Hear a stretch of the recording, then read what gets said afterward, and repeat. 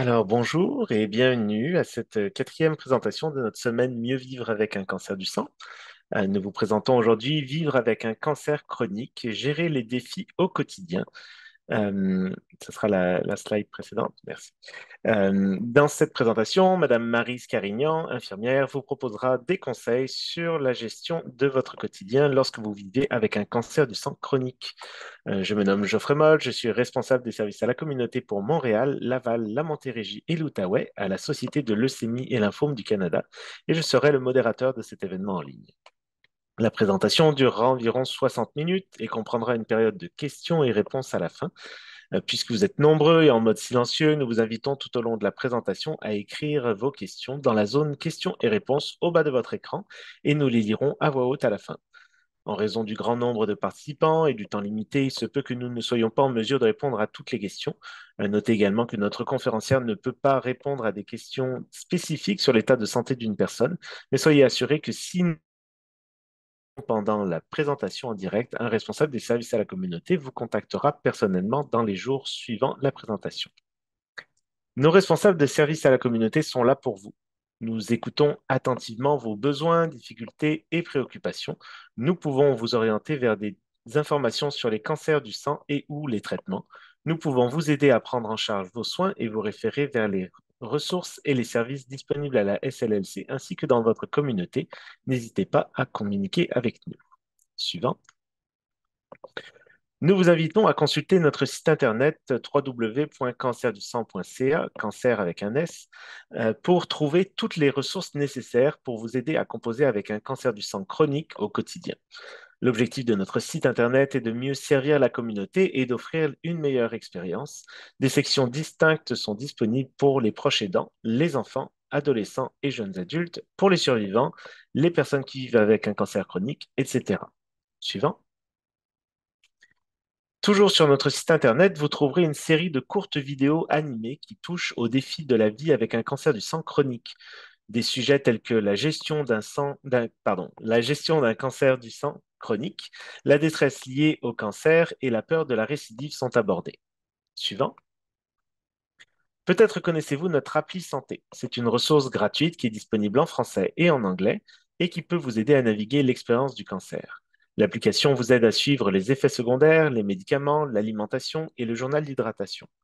Cette application permet également d'offrir des rappels de médication et comporte un planificateur de repas nutritifs ainsi que de nombreuses recettes pour vous aider à bien vous alimenter.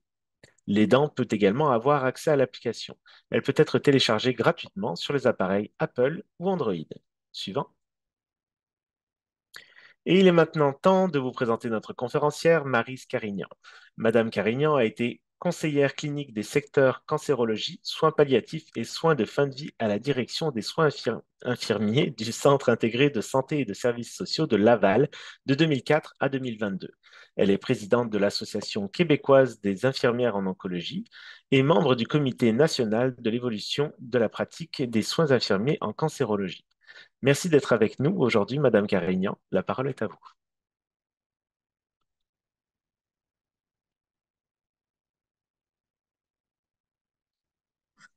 Si j'enlève mon micro, ça va aller mieux. Oui. Alors, merci Jeffrey. Alors, bonjour tout le monde qui est en ligne. Ça me fait plaisir d'être avec vous cet après-midi pour discuter des effets secondaires et de la gestion des effets secondaires et des effets de vivre avec un cancer chronique au quotidien. Alors, merci à Pascal Rousseau et son équipe de m'avoir invité à participer à cette présentation. Ce qu'on va parler aujourd'hui, c'est un cancer chronique, c'est quoi? Hein? Définir le cancer chronique, les types de cancer chronique. On va parler un peu de leur prévalence, de leur incidence. Surveillance active, c'est quoi ça, la surveillance active et pourquoi on a de la surveillance active? Certains traitements et leurs effets secondaires, des effets émotionnels hein, d'un cancer chronique, il y en a malheureusement, la peur de la récidive, et on va parler d'aller vers une nouvelle normalité avec la gestion du cancer chronique et donner quelques ressources pour vous aider. Alors, C'est sûr que dans une présentation d'une heure, on peut pas couvrir particulier les traitements et les effets secondaires, puis tous les effets. On a pris les principaux, les plus fréquents, et vous allez pouvoir, comme vous l'avez vu dans les diapos précédentes et comme on va vous le montrer à la fin dans les ressources, il y a quand même de l'aide que vous pouvez obtenir pour les différents effets secondaires et les différents effets d'un cancer. Alors, un cancer chronique, le cancer chronique, on le voit de plus en plus, les traitements hein, s'améliorent, de plus en plus de gens vivent plus longtemps avec leur cancer. Alors, ça devient une maladie chronique, au même titre que certaines autres maladies chroniques qu'on connaît, comme l'asthme, comme le diabète, parce qu'on peut contrôler, on peut stabiliser de nombreux types de cancers pendant de longues périodes. Ça peut être des cancers qu'on sait qu'on ne guérira pas, mais on peut les stabiliser et les contrôler pendant plusieurs années. Alors, on dit que 90% des cancers du sein du cancer du sang, pardon, sont des cancers chroniques. Alors, il y a plusieurs, effectivement, le cancer du sang, les cancers du sang, euh, ont beaucoup le potentiel là, de devenir des cancers chroniques.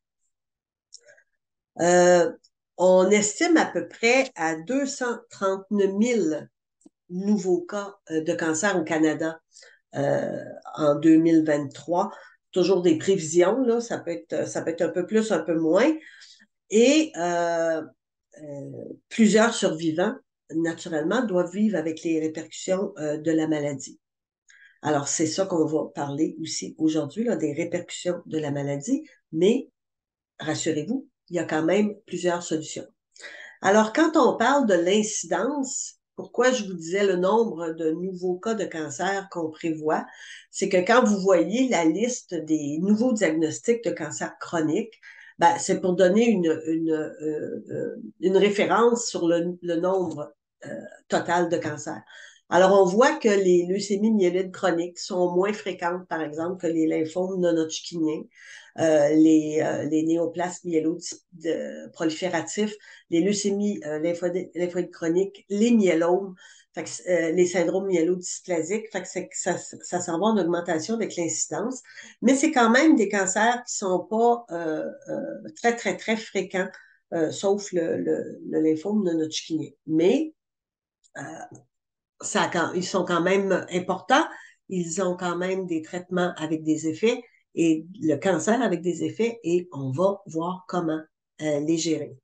La bonne nouvelle, c'est que le taux de survie augmente.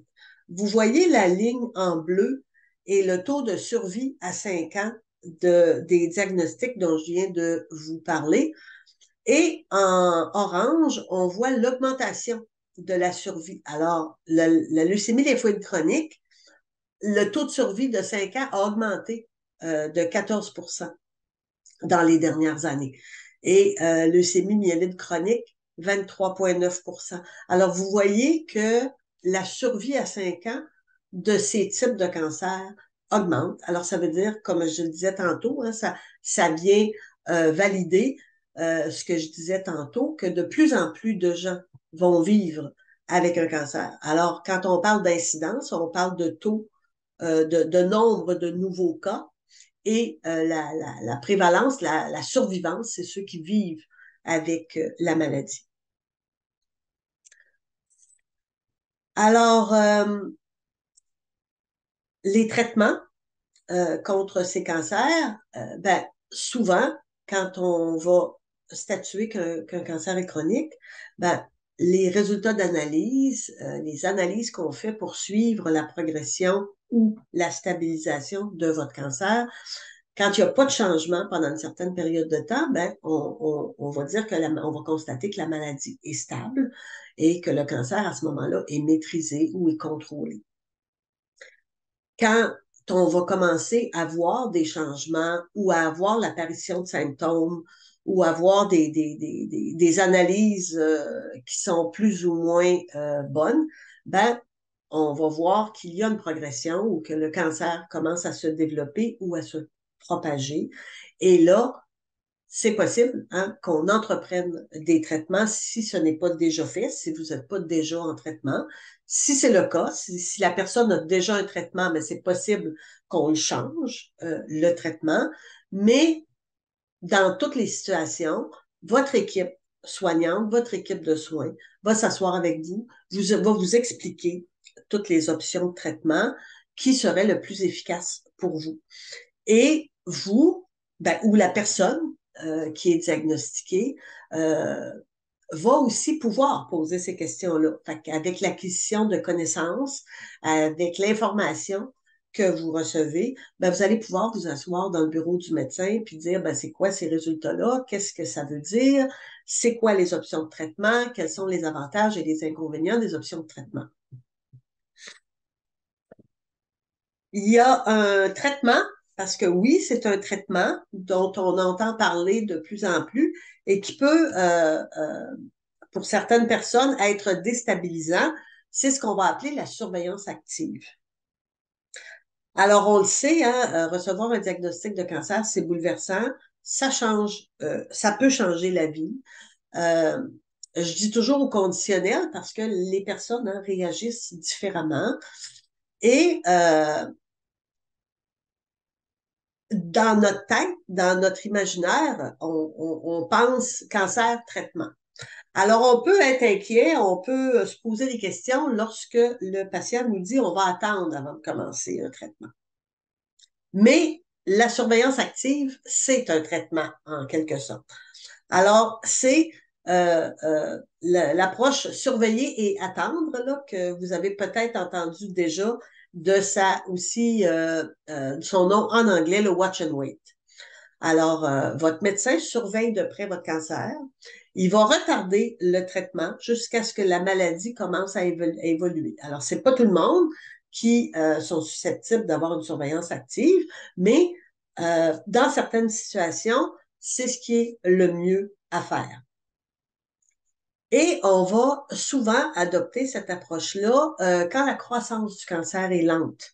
C'est sûr que des cancers agressifs n'auront pas une surveillance active.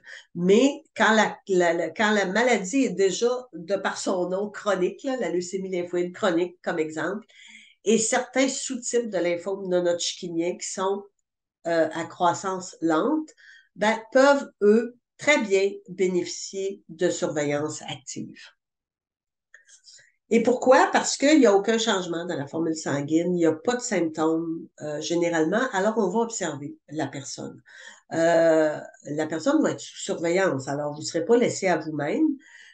C'est vraiment une norme de soins couramment utilisée et lorsque la maladie, si la maladie commence à évoluer, ben là, il y aura toujours un traitement actif qui pourra débuter.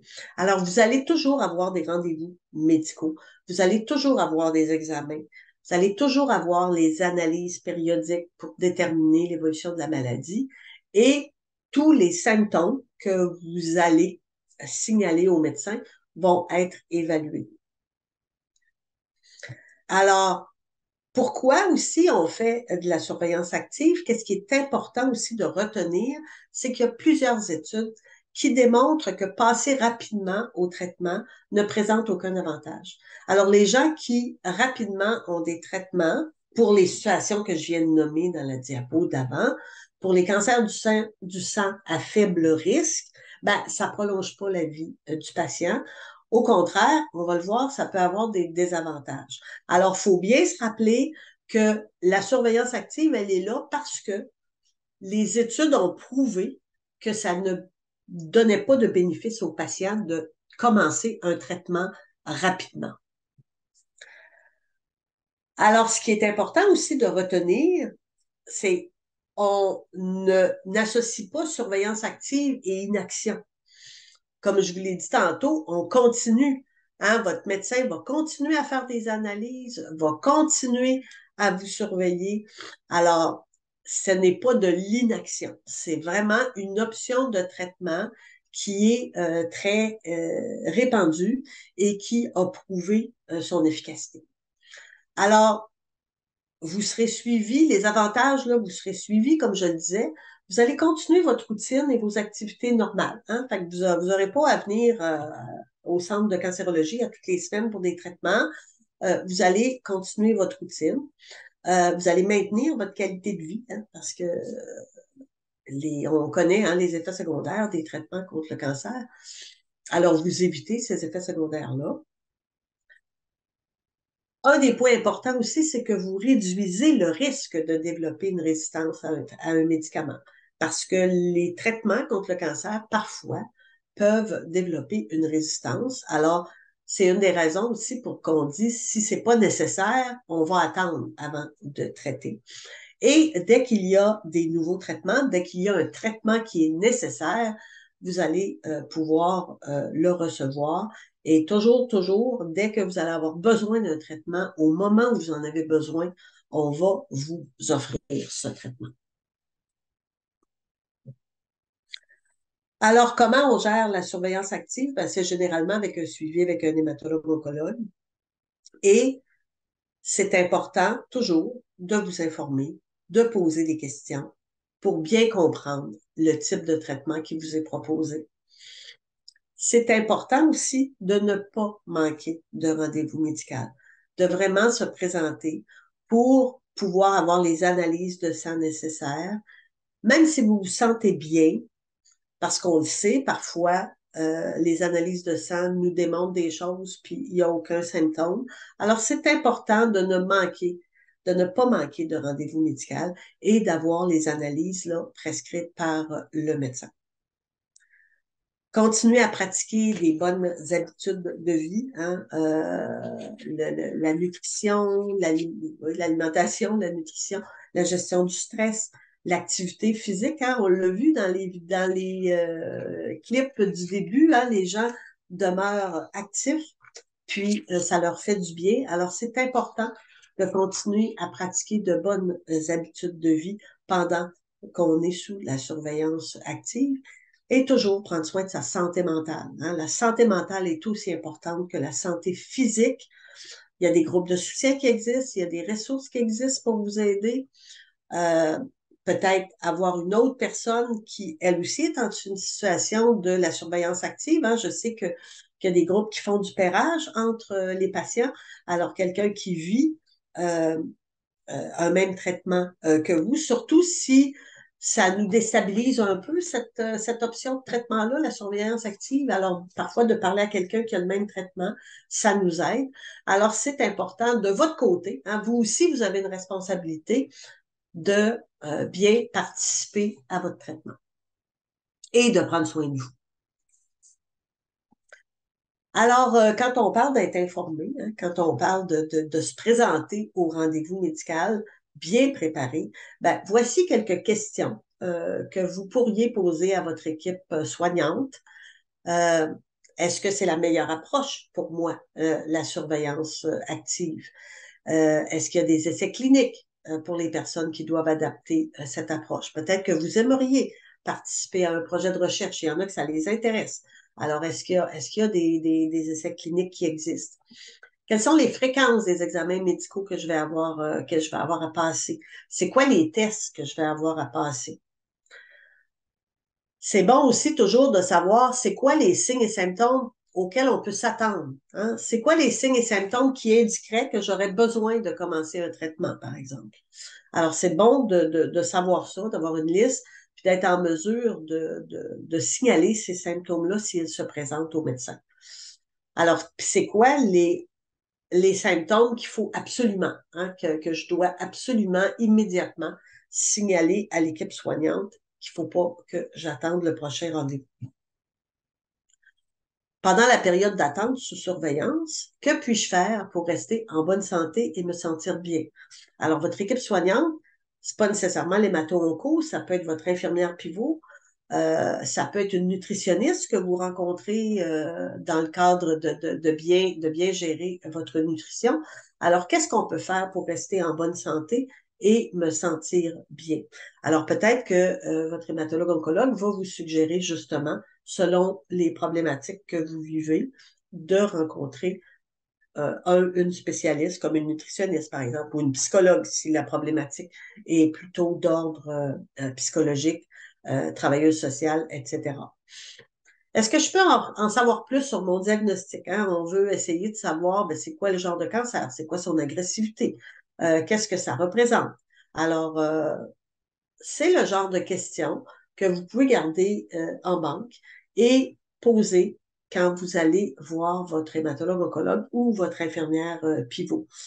C'est des questions qu'on garde précieusement sur une feuille de papier et qu'on apporte avec nous à nos rendez-vous. C'est important, on arrive au rendez-vous stressé, on oublie la moitié des choses dont on veut parler. Alors, avoir une liste avec nous, être bien préparé au rendez-vous, c'est déjà un pas vers une meilleure gestion de notre situation de santé. Alors, bien sûr, il y a d'autres traitements. Hein. Comme je vous disais, il y a certains cancers qu'on peut utiliser la surveillance active, mais c'est pas tous les types de cancers. Alors, les myélomes, les leucémies myéloïdes chroniques, les LNH, les lymphomes non hodgkiniens qui sont agressifs, doivent être suivis de près et traités. Mais ces maladies-là ne disparaîtront pas complètement. Alors, ils sont traités comme une maladie chronique, comme le diabète, comme les maladies cardiaques, comme on disait tantôt. Et par contre, on a fait des progrès avec les traitements et on peut contrôler le cancer pendant plusieurs années. Les autres traitements, ben, on est plus familier hein, avec la chimiothérapie. Euh, la chimiothérapie est vraiment un médicament qui tue, endommage les cellules cancéreuses. Alors, ça va vraiment agir sur les cellules cancéreuses avec les effets secondaires qu'on connaît parce que malheureusement, la chimiothérapie va aller aussi toucher d'autres cellules dans notre système et on va avoir des effets secondaires avec la chimiothérapie, mais le but de la chimiothérapie est d'endommager ou de tuer les cellules cancéreuses. La radiothérapie, elle va tuer les cellules cancéreuses aussi, mais à l'aide de rayons à haute énergie. Alors, c'est un autre type de traitement qui peut être utilisé. La greffe de cellules souches, du sang et de la moelle, ben, on va aller prélever des cellules souches, soit de la personne elle-même ou d'un donneur, pour stimuler la production de cellules sanguines saines dans la moelle osseuse. Ouais, je m'excuse, il y a un S de trop, là. Il y a un S qui s'est faufilé à osseuse, qui n'a pas d'affaire là. Alors, voilà, la greffe, c'est ça, c'est on va prélever des cellules souches chez la personne atteinte ou on va avoir un donneur, on a des banques de donneurs pour des greffes de cellules souches et ça va stimuler la production de cellules sanguines normales pour espérer contrôler ou enrayer le cancer. Ce qui est plus récent, c'est l'immunothérapie. L'immunothérapie par les CAR T-cells, que vous avez peut-être entendu parler, par les anticorps monoclonaux et par les vaccins thérapeutiques. Alors, les CAR T-cells, c'est un assez nouveau type de traitement de cancer du sang, du cancer hématologique, comme les leucémies, lymphomes, myélomes. Alors, c'est des cellules qui sont prélevées. Alors, c'est des lymphocytes ou des globules blancs, des lymphocytes T qui sont prélevés de la personne atteinte de cancer.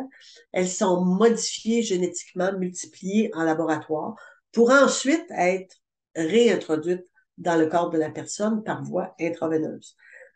Et ces cellules-là vont aller détruire les cellules cancéreuses. Alors, les premiers types de CAR T-cells ont été approuvés en 2018 par Santé Canada. C'est pas tous les types de cancers. Il y a des critères très particuliers pour recevoir des CAR T-cells. Euh, alors, il y a ça va être vraiment votre médecin avec votre âge, votre maladie, votre type de cancer qui va vraiment déterminer si le CAR T-cell est une option pour vous. Et c'est pas non plus tous les établissements qui peuvent offrir ce traitement. Alors, il y a certains centres universitaires et gros centres qui peuvent donner ce traitement. Alors, le CHU Sainte-Justine pour les enfants, Maisonneuve-Rosemont, le CHU de Québec de l'Université Laval et le Centre universitaire de santé McGill pour ne pas les nommer. Alors, les spécialistes de ces établissements vont évaluer la personne pour savoir s'ils répondent aux critères reconnus pour déterminer si la thérapie est la meilleure option pour cette personne. Et les anticorps monoclonaux, ben, on en connaît, hein, ça fait quand même plusieurs années. Dans le cancer du sang, on a par exemple le rituximab, alors qui est ciblé pour les lymphomes. Alors c'est des cellules, c'est des substances qui ont la capacité de reconnaître une cellule cancéreuse et qui vont pouvoir s'y fixer pour l'éliminer, pour la tuer, pour l'endommager. Voici pour les anticorps monoclonaux. Les vaccins thérapeutiques, honnêtement, je n'en ai jamais donné, jamais manipulé et je suis même pas sûre que c'est pas juste encore au niveau là, recherche les vaccins thérapeutiques. Alors, vous pouvez en parler avec votre hématologue-oncologue pour voir là, dans ces traitements disponibles, lesquels sont les meilleurs pour votre situation particulière.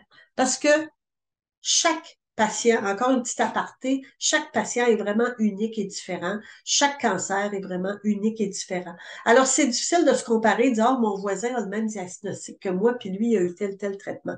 Il n'y a pas vraiment personne qui est pareil, pareil, pareil. Alors, il faut faire attention, il faut vraiment aller avec notre situation à nous. Le médecin a toutes les données pour bien évaluer la situation et vous proposer le meilleur traitement possible. Alors, les effets secondaires les plus courants maintenant que j'aimerais voir avec vous, comme je vous ai dit tantôt, on les verra pas tous. On va voir les principaux qui sont en lien avec vivre avec un cancer chronique. Alors, sur les effets cognitifs, le brouillard du cerveau, hein, vous avez peut-être déjà entendu parler, on va en parler un petit peu plus longuement, le brouillard au cerveau, qui depuis plusieurs années commence à vraiment être mieux reconnu, et mieux connu et mieux reconnu. Il y a des effets physiques comme la fatigue, on va en parler de la fatigue parce que c'est un incontournable. C'est vraiment un effet qui est très fréquent. Je m'excuse. C'est vraiment un effet qui est très fréquent et qui est très souvent mentionné par les personnes atteintes de cancer. L'anémie, qui fait partie de plusieurs types de cancer du sang, comme étant déjà un problème. Les problèmes de peau, la perte temporaire de cheveux, nausées, vomissements, la douleur, maladie du greffon contre l'autre, les problèmes de dents et bouche et les effets secondaires psychologiques dont on va parler aussi, la dépression et l'anxiété. Alors, les symptômes physiques, comme je vous disais, là, les fiches sur l'appli santé et sur le site de la Société Leucémie Lymphome sont téléchargeables et vont pouvoir vous donner de l'information supplémentaire sur la gestion de ces effets-là. Donc, OK, ma diapo voulait plus changer.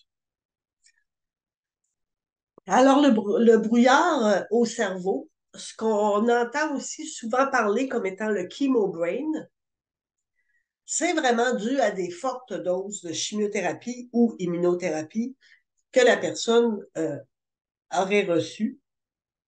Ça peut être aussi de l'hormonothérapie et autres médicaments, mais je vous dirais que la majorité du temps, c'est les fortes doses de chimiothérapie et d'immunothérapie.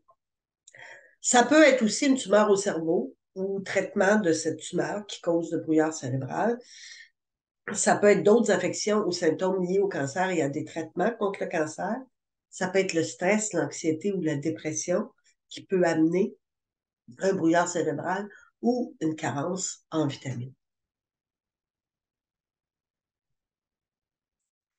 Fait que maintenant, on fait quoi quand on a un brouillard au cerveau? C'est sûr que si, ou qu'on pense avoir le syndrome du brouillard au cerveau,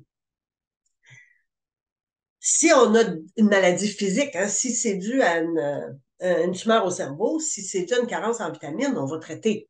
On va traiter la cause.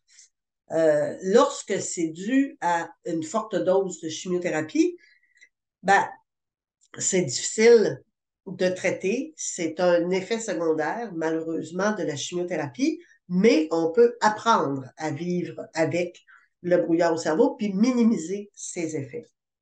Alors, qu'est-ce qu'on fait? La réadaptation cognitive ou l'entraînement cognitif qu'on appelle.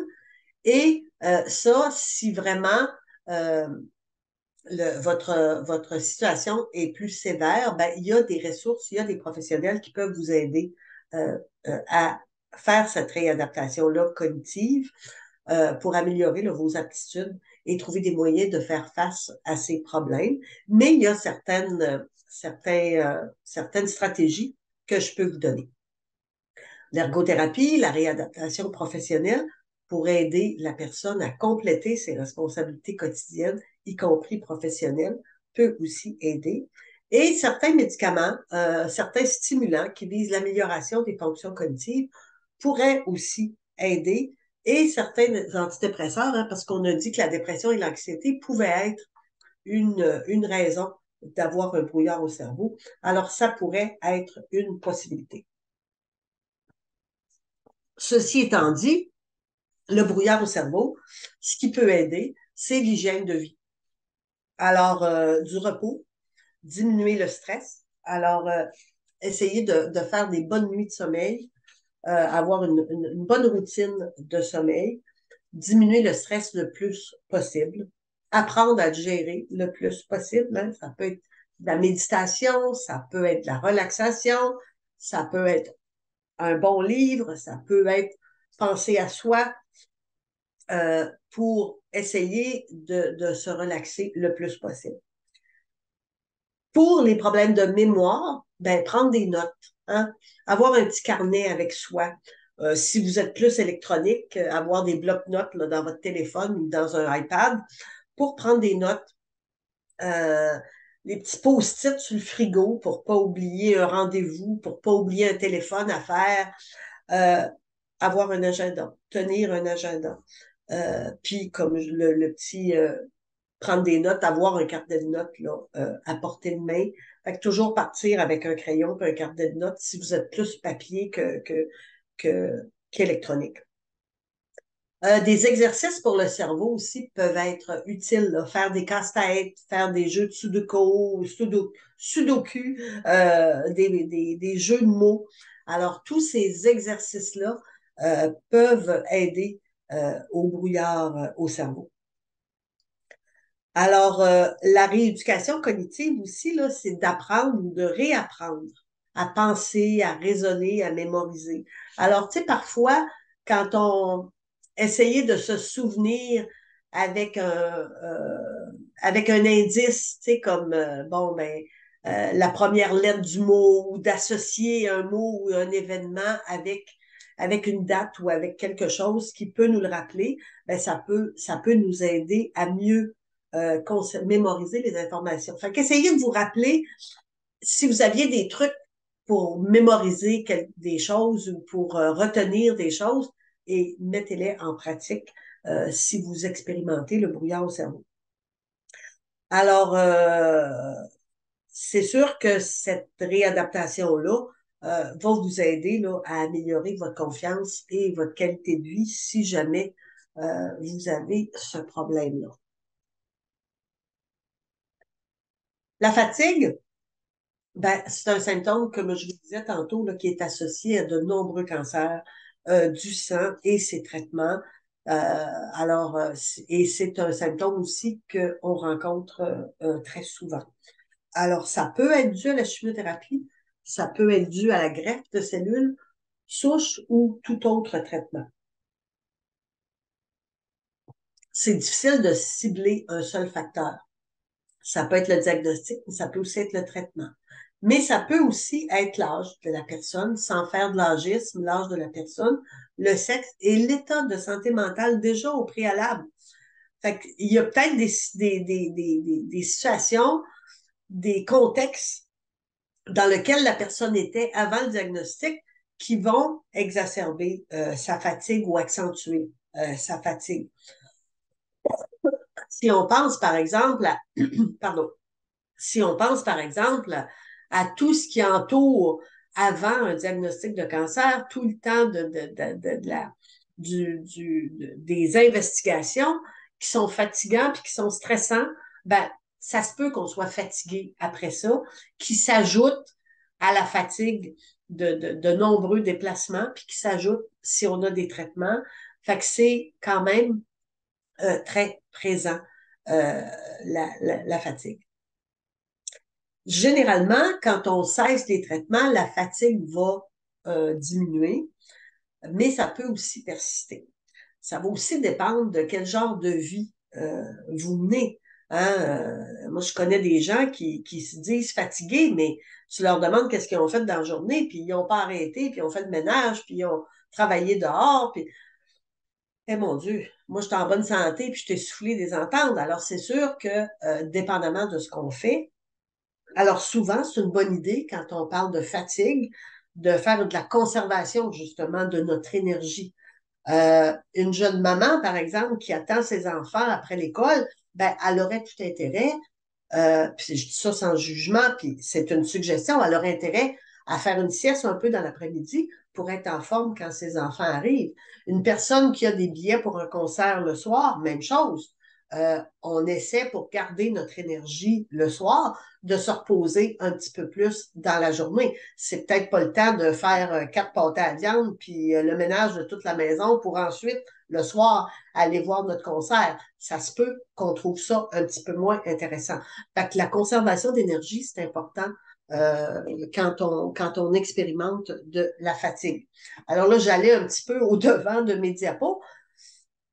Alors, on fait quoi? Ben, on fait un peu ce que je viens de vous dire, parce qu'il n'y a pas de traitement standard pour la fatigue. Il n'y a pas de pilule miracle, hein? Ça n'existe pas. Alors, c'est sûr qu'il faut trouver les causes sous-jacentes. S'il y a un problème d'anémie, par exemple, qui entraîne de la fatigue, ou s'il y a un autre problème physique, malnutrition, par exemple, il faut y voir.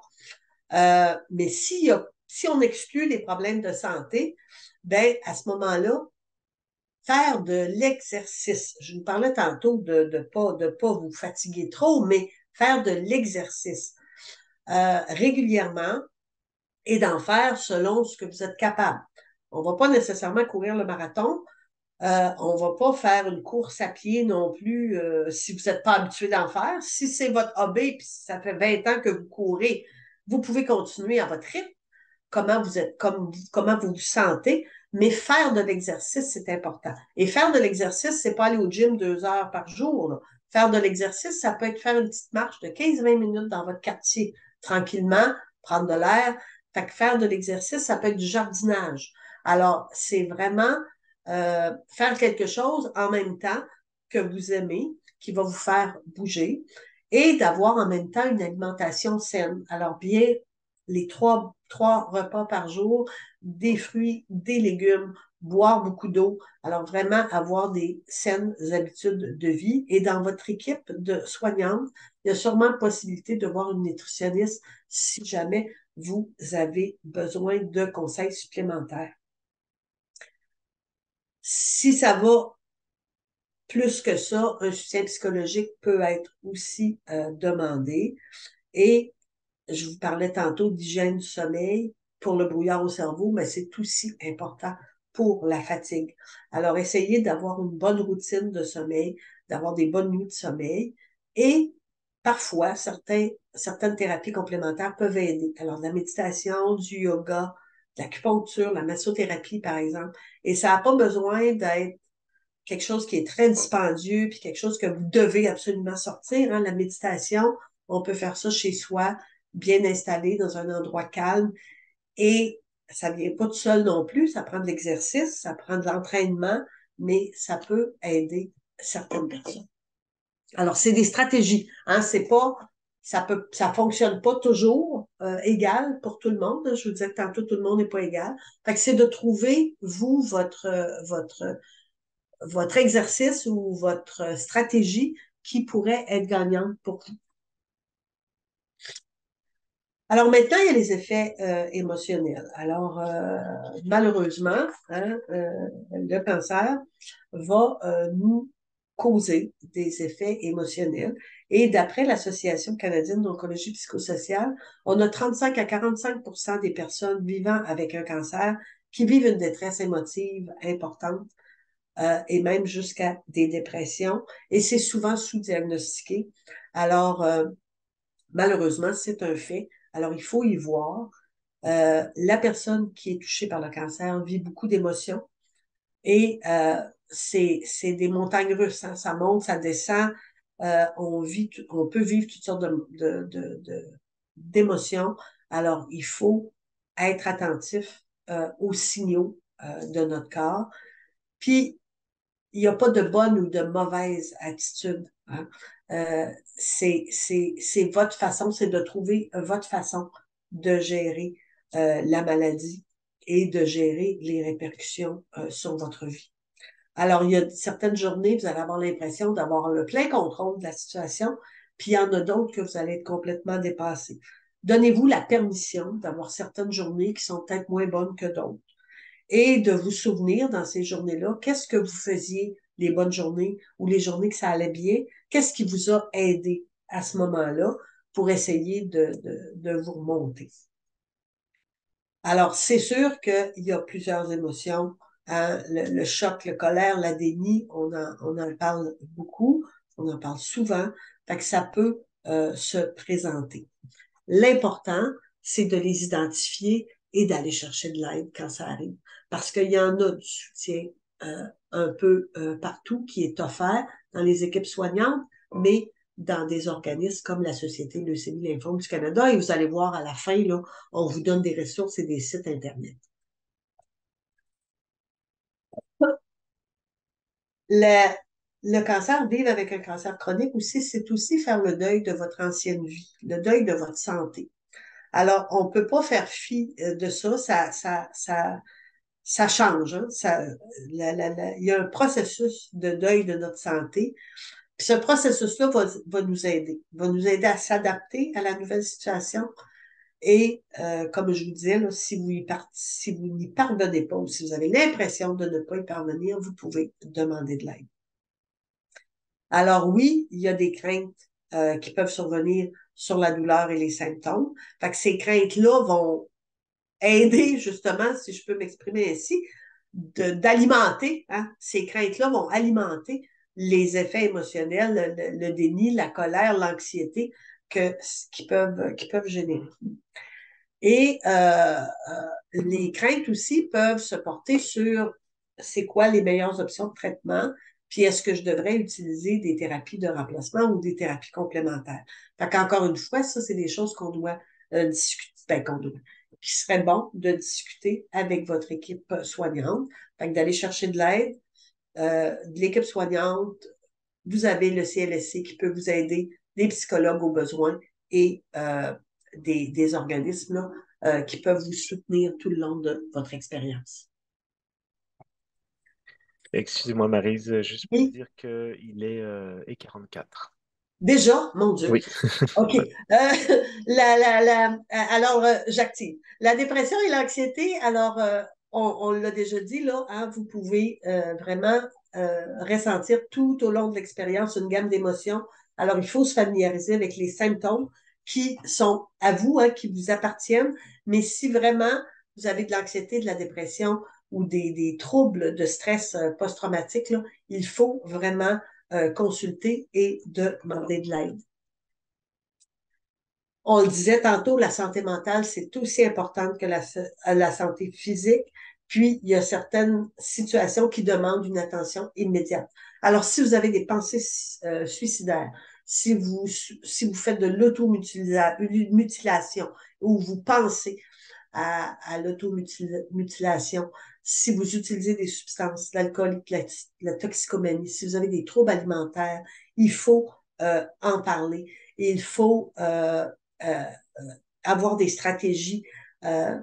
Si on a de l'anxiété, de la difficulté à se détendre, être complètement tendu, manquer de sommeil, être triste, la tristesse qui ne disparaît pas être capable d'avoir de l'intérêt ou du plaisir, c'est important de demander de l'aide et de consulter.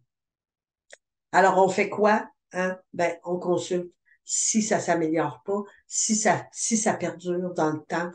Il faut faire preuve de patience et de bienveillance envers vous-même parce que ça prend du temps de s'ajuster et c'est difficile ce que vous vivez. Surtout ne pas s'isoler. Essayez de ne pas vous isoler. Essayez d'en parler. La maladie ne vous définit pas. Vous n'êtes pas un cancer. Vous avez un cancer et vous n'êtes pas responsable de ce cancer-là. Essayez de faire des choses qui vous font plaisir. Euh, on revient toujours à l'alimentation. Manger, bouger selon vos capacités tous les jours et tenez un journal. Ça peut aider d'écrire comment on se sent puis qu'est-ce qu'on a fait pour aller mieux. Fait que ça peut nous aider plus tard. La part de la récidive, c'est une crainte, une préoccupation, une inquiétude que le cancer revienne ou que le cancer progresse. Alors, inutile de vous dire que c'est très fréquent hein, chez les patients qui ont un diagnostic de cancer. Même si on leur dit que le cancer est stable, est-ce que ça va revenir? Est-ce que ça va progresser? Est-ce que euh, c'est une question qui est légitime, qui est normale, que certaines personnes se posent? Maintenant, comment on peut la gérer? Alors, est-ce que la peur de récidive devient plus intense pour vous dans le temps? Est-ce que ça affecte votre fonctionnement quotidien? Vous êtes vraiment plus capable de rien faire parce que vous ne pensez qu'à ça? Est-ce que ça vous amène une détresse significative? Alors, à ce moment-là, il faut consulter. Il y a des facteurs qui sont plus associés. Le jeune âge, par exemple, les femmes sont plus affectées. Si vous avez des antécédents de troubles psychologiques ou un tempérament déjà anxieux, si le diagnostic est récent, s'il y a eu une transplantation de cellules souches et si c'est un deuxième cancer qui survient avec après une transplantation, ben ça peut augmenter, pas augmenter les risques, mais ça peut augmenter le fait que la peur de la récidive est plus intense chez vous. Et la peur de la récidive, c'est un cercle vicieux. Ici, on a un schéma de José Savard et son équipe qui est psychologue à l'Université Laval. Il y a vraiment des facteurs prédisposants que je viens de nommer, mais il y a aussi tout ce qui est des indices externes, comme par exemple, vous voyez une publicité à la télévision, vous écoutez un film, où quelqu'un vous parle de quelque chose qui vous rappelle votre cancer. Et là, hein, les pensées se mettent à tourner. On fait de l'interprétation. Ah ben regarde, elle avait un cancer, puis c'est revenu. Ben là, le mien va revenir aussi. Puis là, qu'est-ce qui va arriver? Puis là, ça part. Les idées tourbillonnent et ça présage rien de bon. Il faut arrêter ce cercle vicieux-là. Alors, comment? Ben, José Savard nous propose certaines stratégies, en particulier la pensée réaliste. Parce que vous savez, on a eu dans les dernières années, hein, dans la psychologie populaire, beaucoup, ah, il faut être positif. Puis la pensée positive, puis il faut être positif. On a modulé un peu dernièrement et Mme Savard module beaucoup cette notion-là parce que la pensée positive, être positif à tout prix, ça a des effets néfastes. Ça amène de l'anxiété parce que, on ne peut pas être positif tout le temps, puis ça n'a pas démontré au niveau scientifique que ça pouvait aider et que ça pouvait améliorer la survie. Et au contraire, ça va diminuer la qualité de vie et ça va amener beaucoup de détresse. Alors, on essaie d'être plus modulé dans nos réactions et c'est plus la pensée réaliste. On va essayer d'avoir des pensées positives. On va essayer de changer pour être positif dans nos pensées, mais selon la situation telle qu'elle est. On va percevoir la situation telle qu'elle est, sans l'exagérer, essayer d'être plus positif que négatif.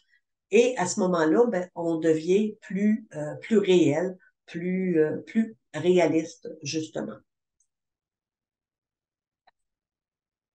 Euh, ces avantages-là, c'est que ça va diminuer la force, la persistance des émotions négatives. Tu sais, au lieu de dire, ah ben, je vais mourir de mon cancer, ben, on peut penser, ben, le médecin m'a donné de bonnes chances de survie, alors je devrais avoir de bonnes chances de survie. Euh, la finalité d'un cancer n'est pas toujours la mort. Fait qu'essayer de penser plus positivement. Alors, ça va diminuer la force et la persistance des émotions négatives là, à force de s'entraîner à avoir une pensée réaliste et ça va avoir des effets plus durables. Ça va nous aider à trouver des solutions concrètes et de les mettre en action. Et ça peut nous aider à s'adapter à toutes les conséquences possibles, même les pires.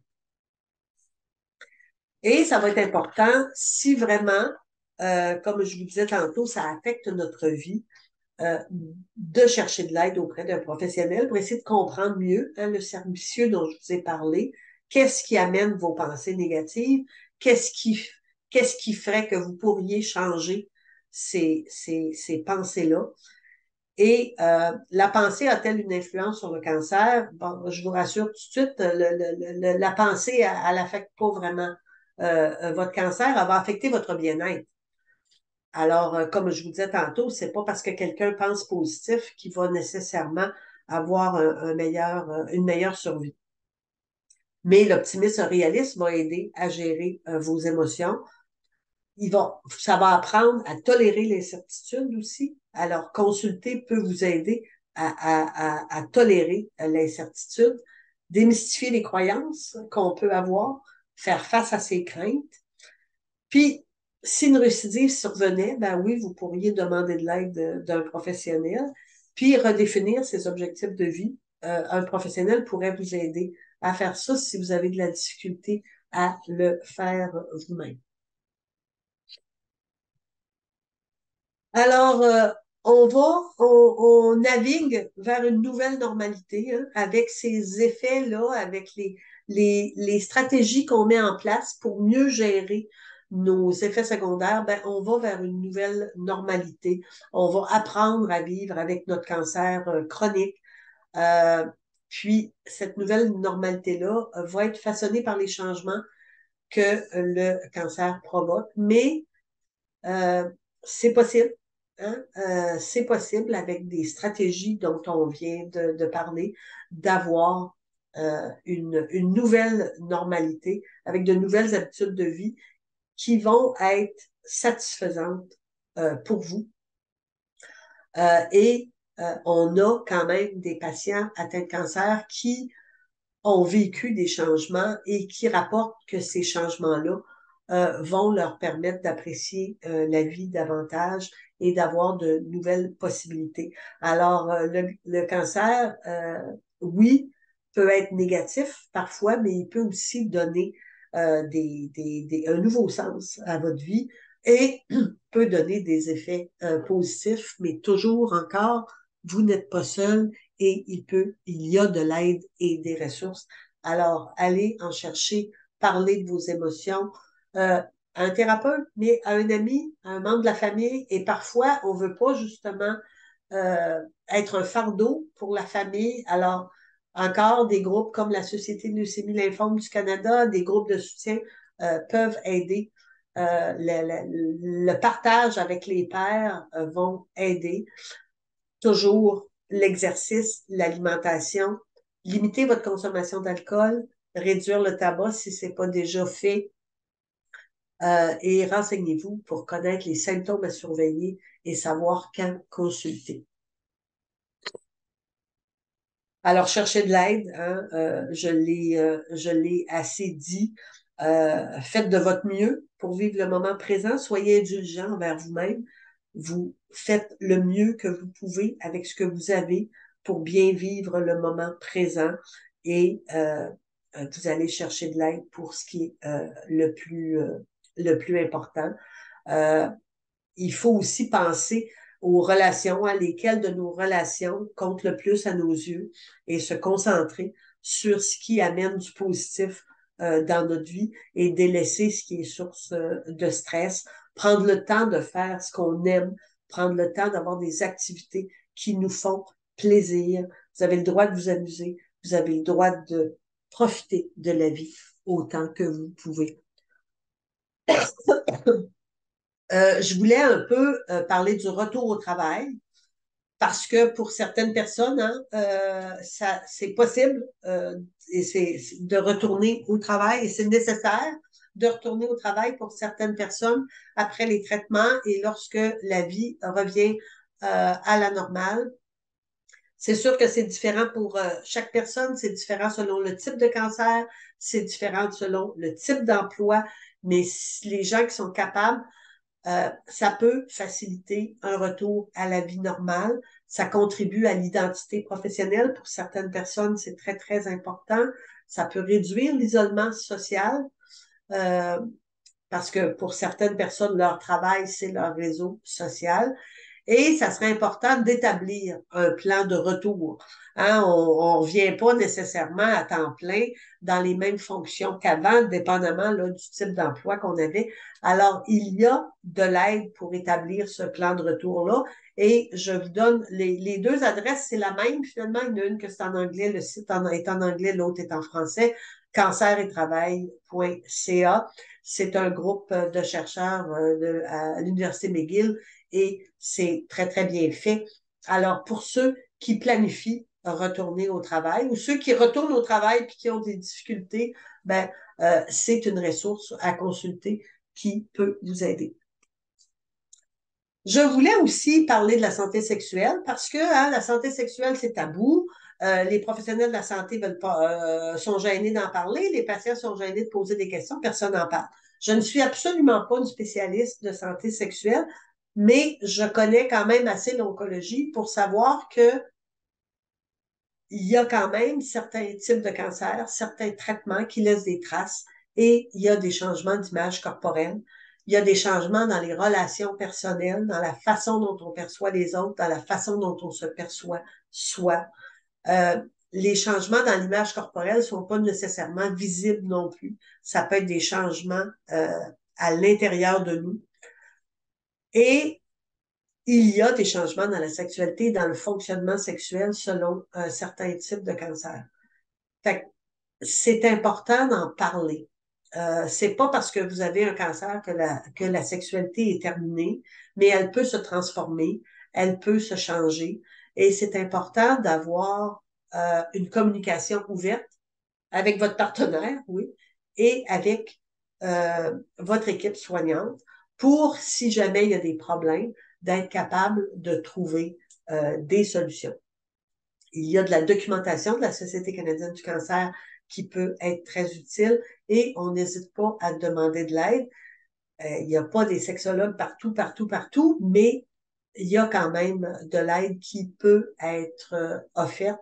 Alors, on en parle, euh, c'est important de bien vivre, de continuer dans une normalité, hein, dans un contexte où on a à vivre avec un cancer chronique, de prendre notre sexualité au sérieux et de voir s'il n'y aurait pas euh, euh, quelque chose qu'on peut faire pour nous aider dans ces situations-là, parce qu'en plus, avec toutes les émotions dont on a parlé précédemment, ben, c'est sûr que parfois, là, ça peut interférer avec nos comportements sexuels. Mais vous n'êtes pas seul. Alors, je vous ai parlé de liste de ressources. Bien sûr, votre équipe soignante est toujours la première ressource avec qui communiquer. C'est eux qui vous connaissent le mieux, qui connaissent votre situation le mieux. Et parfois, il y a des centres d'information dans les centres de cancérologie où vous êtes dans votre région. Alors, bien de voir qu'est-ce que votre région peut vous offrir. Bien sûr, la leucémie, Société Leucémie Lymphome du Canada a énormément de ressources. On vous a montré l'appli santé tantôt. Je vous ai parlé de fiches de renseignement. Vous avez vu au début des vidéos justement pour voir la peur de la récidive, la dépression, l'anxiété par rapport aux effets secondaires de vivre avec un cancer chronique. Alors, vous avez beaucoup d'informations sur le site cancerdu-sang.ca. La Société canadienne du cancer, la Fondation québécoise du cancer sont des organismes qui ont aussi beaucoup d'informations. Bel et bien dans sa peau, qui est plus ciblé, mais qui est aussi un organisme qui est aussi une ressource qui aide au bien-être. Et le CLSC, selon votre région, là, parce que chaque CLSC a une offre de services euh, par région qui pourraient être intéressantes. Tu sais, par contre, pour voir un psychologue, pour voir une TS, pour voir une nutritionniste, ça pourrait être offert, une sexologue, ça pourrait être offert par le CLSC de votre région. Alors, voilà, je te recède la parole. Geoffrey, est-ce que je me suis Oui. replacée un peu dans le temps? Oui, bah, merci Madame Carignan pour cette présentation très intéressante. Effectivement, on est techniquement au bout de notre temps, mais j'invite vraiment tout le monde à rester. On va quand même faire une petite période de questions. On a reçu des questions, puis c'est ça là. Donc, si vous avez d'autres questions, n'hésitez pas à les écrire dans la zone questions et réponses au bas de votre écran, et je les lirai à voix haute. Évidemment, en raison du grand nombre de participants et du temps limité, hein, qu'on a même déjà dépassé. Il se peut que nous ne soyons pas en mesure de répondre à toutes les questions, mais on essaiera quand même de répondre individuellement ensuite par courriel à vos questions si on n'y répond pas lors de cette présentation. Euh, donc, je vais vous lire quelques questions qu'on a reçues. Une première qui est très intéressante. Est-ce qu'il y a des recommandations à suivre pour éviter que le cancer devienne actif? Par exemple, pas d'alcool, diminuer le sucre ou autre.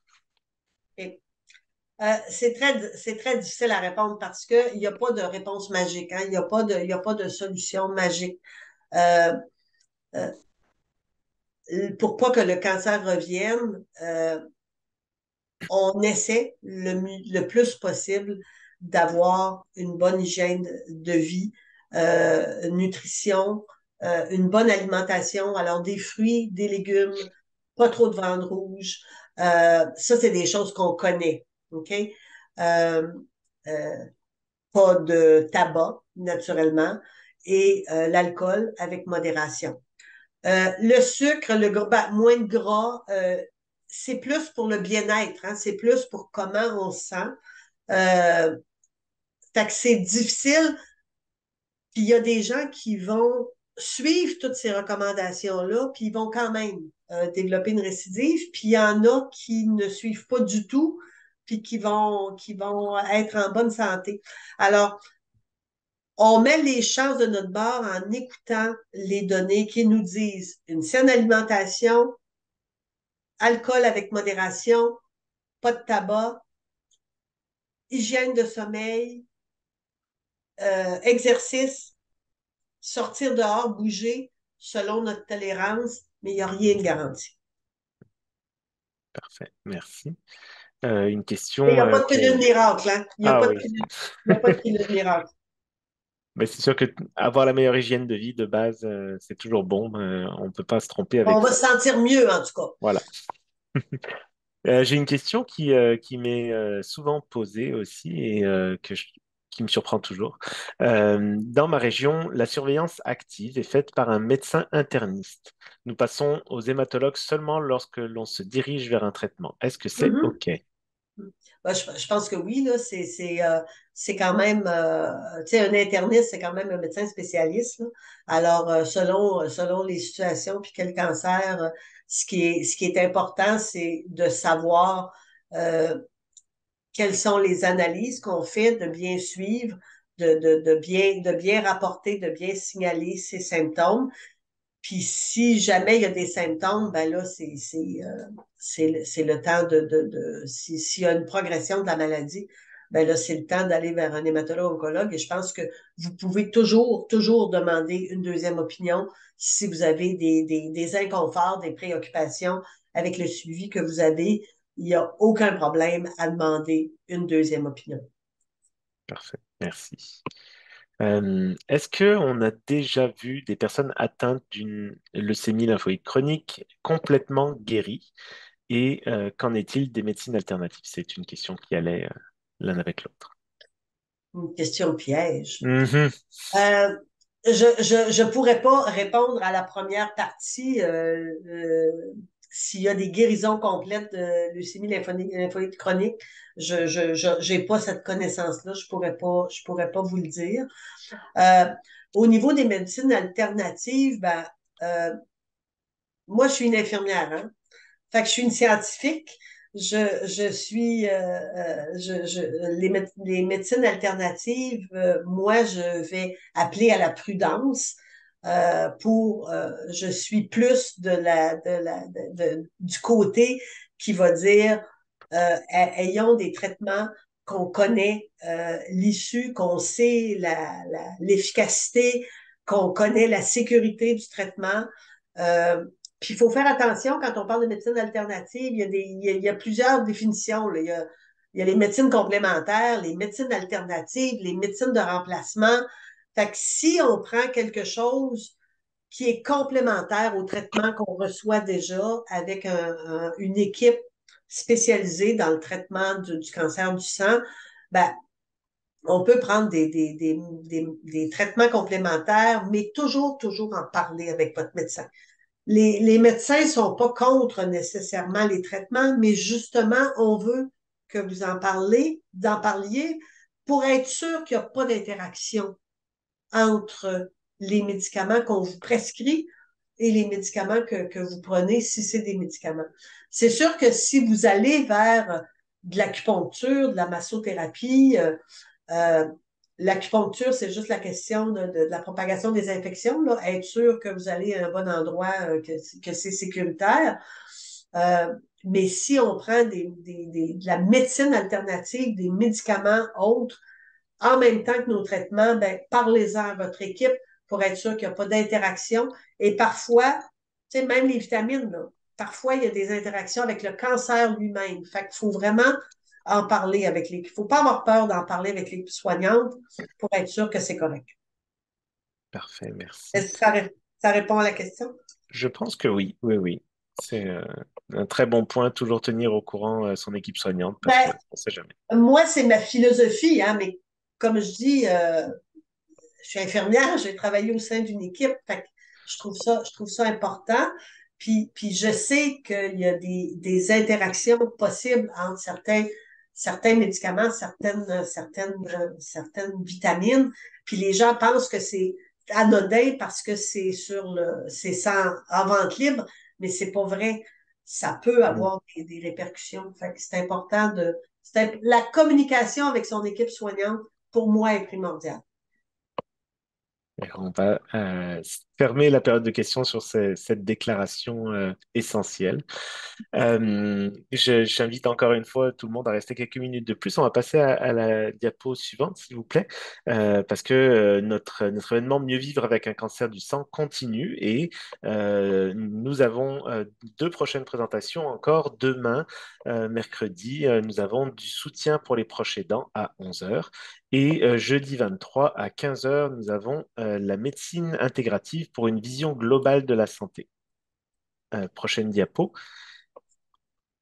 Et puis, on a parlé CAR-T durant cette présentation. Je trouve ça intéressant parce que justement, le 4 décembre, nous avons un événement assez inédit qui s'appelle Zoom sur l'expérience du CAR-T, où on aura trois panélistes, trois patients qui ont bénéficié de la thérapie par CAR-T. Donc, vous allez pouvoir entendre parler de leur propre expérience. Et puis, nous avons aussi le lendemain, le 5 décembre à 16 heures, un événement sur les nouvelles lignes directrices dans le traitement de la LLC. Donc, je suis sûr que les personnes qui sont ici seront très intéressées par le sujet.